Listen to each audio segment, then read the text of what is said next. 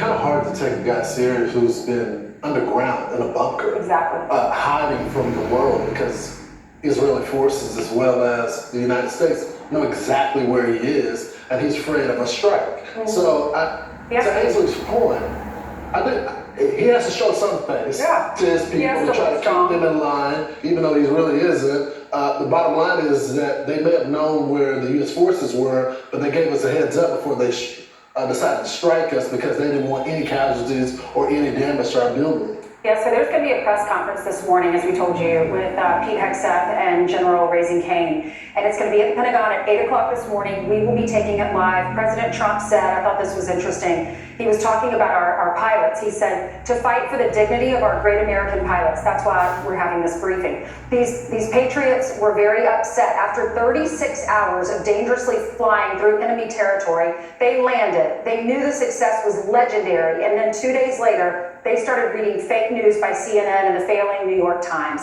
They felt terribly. He goes on to say that in this press conference or this briefing, you're going to be shown irrefutable evidence to show that this was a success. So the president's going to be tightening the circle of people that are going to get briefed on intelligence, and that's going to tick off Congress. But you have to understand, we have other sensitive missions going forward, and we have to be able to trust that the right intelligence is going to come out. You know how much time they wasted pushing back on what they were saying with the results of this bombing raid? Also, the biggest bombs in the world, the most effective non-nuclear bombs in the world, were dropped exactly where they were supposed to. That's all you need to know. And believe me, the Iranians got the message. Here's our Secretary of Defense.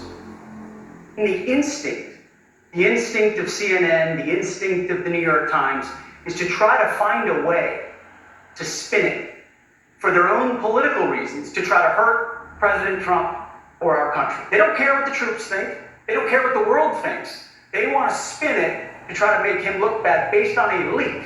All of the evidence of what was just bombed by 12, 30,000-pound bombs is buried under a mountain, devastated and obliterated.